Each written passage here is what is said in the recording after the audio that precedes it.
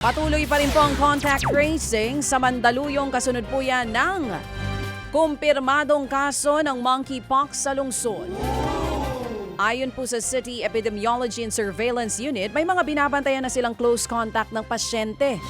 Nagsasagawa rin po ng risk assessment para maiwasan po ang pagkalat ng sakit.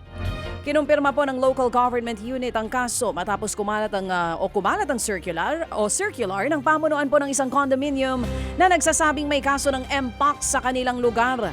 Wala nang ibinigay na karagdagang detalye pero pinag-iingat po ang mga residente. Sa Marikina, hinold up ang isang Indian national na naniningil lamang ng pautang. Ayun, tinangay po ng mga suspect na riding in tandem ang 3,000 pisong cash at maging ang motorsiklo ng biktima. Ang hindi alam ng mga kawatan, ayan, by GPS po ang motorsiklo. Oo, mura lang yan, lagyan nyo na lahat. Agad na na-monitor po ng mga pulis ang kanilang lokasyon. Kasama po ang biktima, natunto nila ang motor sa North Avenue sa Quezon City. Na-corner po ang isa sa mga suspect habang isinuko ng mga kaanak ang kanyang kasabwat. Iniimbestigahan ngayon kung may iba pang kasamahan ang mga suspect. Maharap po ang mga ito sa reklamong robbery at paglabag sa Anti-Carnapping at Motorcycle Crime Prevention Act.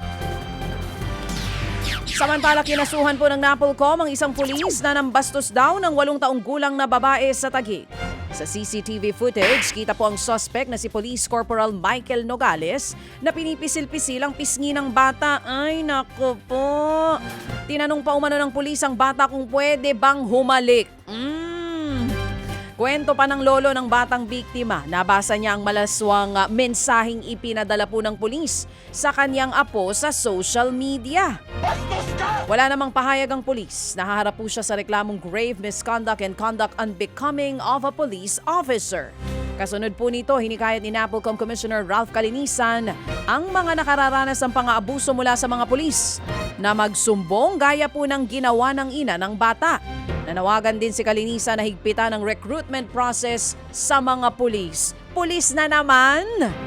Mga kapatid, patuloy po kayong tumutok sa 105.9 True FM para sa totoong balita, informasyon, music, and entertainment. Mag-subscribe sa aming YouTube channel at podcast at sundan nyo kami sa Facebook, Instagram, X at TikTok sa True Network PH.